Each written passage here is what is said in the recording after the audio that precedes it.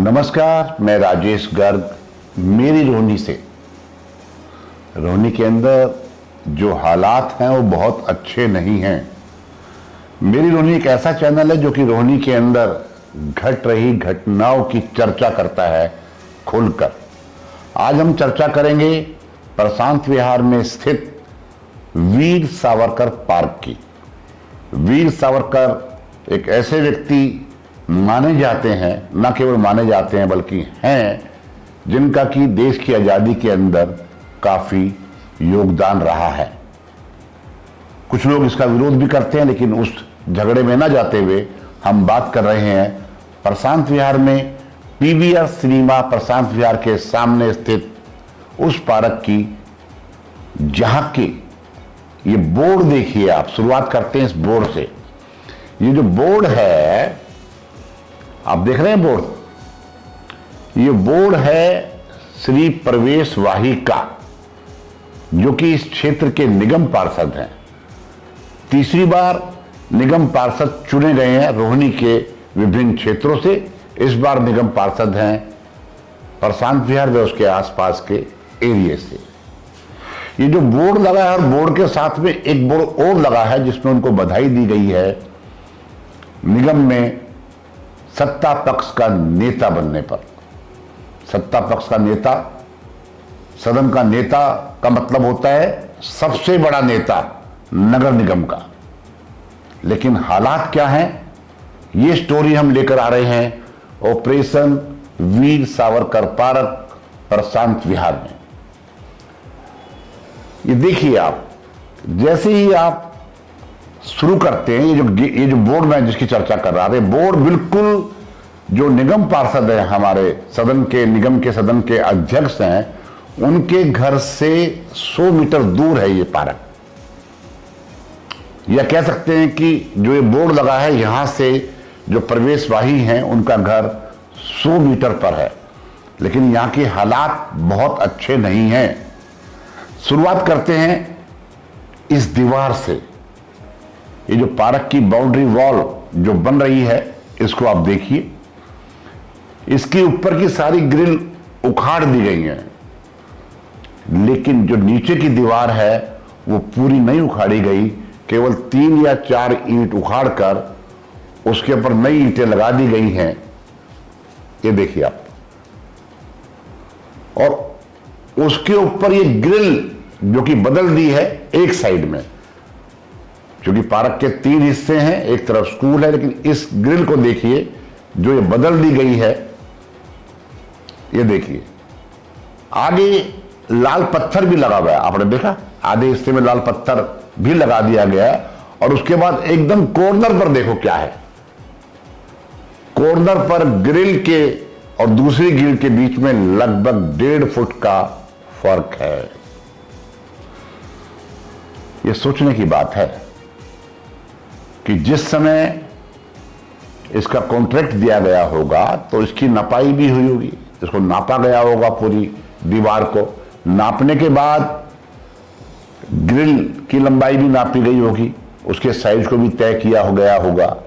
लेकिन ये क्या है, एमसीडी के अंदर इतने बड़े बड़े इंजीनियर बैठे हैं जो टेंडर इनवाइट करते हैं और जो टेंडर अवार्ड करते हैं, लेकिन इसे आप क्या कहेंगे कि ये इंजीनियर बेवकूफ हैं या भ्रष्टाचार में लिप्त हैं। ये गैप छोड़ दिया गया है, मतलब पार्क की लेफ्ट दीवार और सामने की दीवार के बीच में गैप छोड़ दिया गया है। ये दर्शाता है एमसीडी के अधिकारियों की लापरवाही और भ्रष्टाचार का नमूना। लेकिन सबसे बड़ी वो बात मैं करना चाहता हूं कि यहां से चंद ही कदमों पर घर है हमारे निगम पार्षद साहब का, जिनका कि गुजरना यहीं से होगा। वो कहीं से भी आए और कहीं भी जाएं, लेकिन उनका ये जो रास्ता है वो यही है। क्या उन्होंने कभी ध्यान नहीं दिया? क्या उन्होंने अधिकारियों से बात नहीं की? ये सोचने की बात है। ये दीवार जो बनी है, इस दीवार पर कभी तराई नहीं हुई।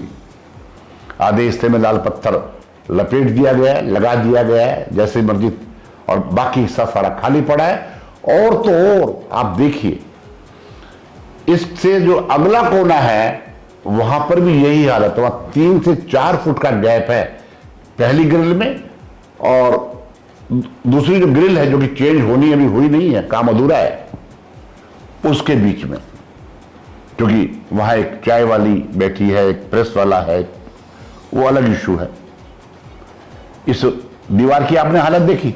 अब बिल्कुल दीवार के सामने देखिए आप, दीवार के सामने देखिए आप, बोर्ड लगा हुआ है, बोर्ड लगा हुआ है जिसपे लिखा है यहां पर चारा सब्जी दाना डालना दंडनीय अपराध है, पकड़े जाने पर 2000 रुपये जुर्माना होगा। ये कौन कह रहा है? ये जो सैनिटरी इंस्पेक्टर है इस जोन का, जो सफाई का इंचार्ज है, उसका कहना है। बोर्ड देखा आपने, और इसके आसपास जो हालत है वो आप देख ही रहे हैं।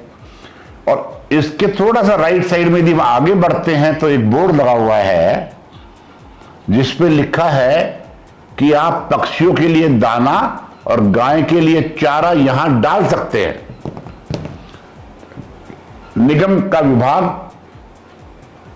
और एक ही डिपार्टमेंट के दो चीज देखिए आप, एक तरफ 2000 फाइन होगा यदि आप कुछ भी डालते हैं, दूसरी तरफ एक चबूतरा बनवा दिया गया निगम पार्षद जी द्वारा कि यहां आप चारा डालिए दाना डालिए पक्षियों के लिए। क्या है ये? मतलब मैं इस वीडियो को इसलिए नहीं बना रहा कि मुझे कोई बुराई करनी है, मैं केवल फैक्ट्स बताना चाहता हूं आपको कि क्या हालत है प्रशांत विहार के इस वीर सावरकर पार्क की। ये वीर निगम पार्षद, ये वीर विधायक और ये वीर सांसद किस प्रकार से कार्य कर रहे हैं, या केवल दिखावटी तौर पर कार्य कर रहे हैं, खेल कुछ और ही है। ये चबूतरा आपने देखा, चबूतरे के पीछे आप देखिए पीला बोर्ड लगा हुआ है जिस पर लिखा है कि ये डीडीए की लैंड है और यहां पर किसी भी तरह का इंक्रोचमेंट जो होगा वो दंडनीय होगा। ठीक है जी। अब दीवार को देख लीजिए, दीवार की हालत क्या है। बड़ा बड़ा प्रवेश भाई का एक मैसेज लिखा हुआ है, ये भी आप पढ़ लीजिए। और साथ में दीवार पर लिखना अपराध है प्रिवेंशन ऑफ डिफेसमेंट एक्ट के तहत, लेकिन निगम पार्षद साहब दीवार दिखवा रहे हैं, पेड़ टूटा पड़ा हुआ है, एक संदूक पड़ा है, इंक्रोचमेंट की हुई है वेंडर्स ने। ये तो बात रही यहां की। अब आ जाइए आप पीवीआर के सामने, बिल्कुल पीवीआर के सामने देखिए आप, ये टॉयलेट ब्लॉक है, एमसीडी का है। मेरे पास कोई ऐसा यंत्र नहीं है कि मैं आपको बता सकूं कि कितनी बदबू यहां आ रही है, कितनी बदबू यहां आ रही है। ये 4 हिस्सों में बने हुए टॉयलेट्स हैं, रखे हुए हैं सरकारी तौर पर, लेकिन कभी सफाई नहीं होती है और मुझे लगता है कभी इस्तेमाल भी नहीं होते। लेकिन शहर को गंदा किया हुआ है, वहां से गुजरने वाला हर व्यक्ति को अपनी नाक के ऊपर रुमाल रखना पड़ता है। क्या है ये? मतलब क्या है ये? जो 4 टॉयलेट ब्लॉक्स हैं खुले पड़े हैं, 2 टंकी रखी हैं, बदबू आ रही है, गंदगी के ढेर है। पीवीआर के लेफ्ट साइड में जहां ये है, अब राइट साइड में बिल्कुल सामने पार्क के कोने पर देखिए एक खोखा पड़ा हुआ है ढुलमुल हालत में, और खोखे के बिल्कुल साथ में आप देखिए एक यूरिनल कन्वीनियंस सेंटर है, क्या बोलेंगे, यही बोलेंगे ना, जन सुविधा केंद्र। पोर्ट की हालत देखिए, ओपन खुला हुआ मामला है। जाते आते लोगों को कैसा लगता होगा जब कोई आदमी वहां खड़ा होकर यूरिन पास कर रहा होगा, और बाद में बस समझ सकते हैं महिलाओं के क्या होता होगा। और महिलाओं के लिए कोई किसी प्रकार की सुविधा नहीं है, जबकि ये जरूरत बराबर की है। जैसे ही इससे आगे बढ़ते हैं तो आप वीर सावरकर पार्क का ये गेट देखें, गेट की हालत देखें। स्टील का गेट है, लेकिन गेट की आप हालत देख सकते हैं। ये देखिए, कोई जवाब है निगम पार्षद जी पर, कोई जवाब है विधायक जी के पास, क्योंकि इसमें शामिल हैं एमसीडी के भ्रष्ट अधिकारी। ये भ्रष्ट अधिकारियों का खेल है जो केवल कमीशन खोरी करते हैं। उन्हें क्वालिटी से कोई मतलब नहीं है, उन्हें सफाई से कोई मतलब नहीं है, उन्हें केवल आमदनी से चक्कर में। और आमदनी वो अकेले नहीं करते। यदि वो अकेले आमदनी करते होते तो ये नेता उनको जीने नहीं देते। नेता चुप है, मतलब खेल कुछ गड़बड़ घोटाला है। गेट की हालत देख लीजिए, कितने पोस्टर लगे हुए हैं, कितना गंदा गेट है, देख रहे हैं। और अंदर ये, इसके अंदर घुसते ही देखेंगे आप एक बहुत बड़ा पेडिस्टल है जिस पे लिखा हुआ है बीजेपी के अध्यक्ष सचदेवा जी का नाम है, हंस कुमार हंस जो कि पहले एमपी साहब थे उनका भी नाम है, राजेंद्र गुप्ता जी का भी नाम है, प्रवेश भाई जी का नाम है, और वीर सावरकर साहब के बारे में कुछ लाइनें लिखी। जबकि बात करते हैं सौंदर्यकरण की, लेकिन सौंदर्य कहीं नजर नहीं आ रहा। वापस बाहर आते हैं हम गेट से, जैसे जैसे दीवार के साथ चलेंगे, दीवार के साथ के इन साइड भी गंदगी और बाहर साइड भी गंदगी। लेकिन जो मैं मेन बात करना चाहता हूं, जो मेन इस ऑपरेशन वीर सावरकर पार्क का जो क्या बोलते हैं एक टीम सबसे ऊपर का मामला जो है, जिसके बारे में बहुत जरूरी है बात करना, वो है ये जन सुविधा केंद्र। एक साइड में सेंट मार्गरेट स्कूल है, दूसरी तरफ वीर सावरकर पार्क है, और दोनों की दीवार के कॉर्नर पर एक बना हुआ है जन सुविधा केंद्र। बाहर बिजली का मीटर भी लगा हुआ है, बाहर मीटर लगा हुआ है, लेकिन उसकी वास्तव में सच्चाई क्या है? आप इस पर जो लगा बोर्ड है उसको पढ़िए, ध्यान से पढ़िए। ये आसपास के निवासियों और दुकानदारों की रिक्वेस्ट पर निगम पार्षद साहब ने बनवाया था, और जो सांसद साहब हैं योगिंदर चंदोलिया जी, उन्होंने इसके लिए फंड मुहैया कराया था। 10 लाख रुपए लगे हैं इसके अंदर बनवाने में। ये जो छोटा सा कमरा बना है, इसके अंदर क्या है हमें नहीं मालूम, लेकिन जो बाहर लिखा है वो आपने पढ़ लिया, पढ़ा आपने? मैं पढ़कर बताता हूं। इस पे लिखा है कि ये सांसद निधि से बनाया गया है।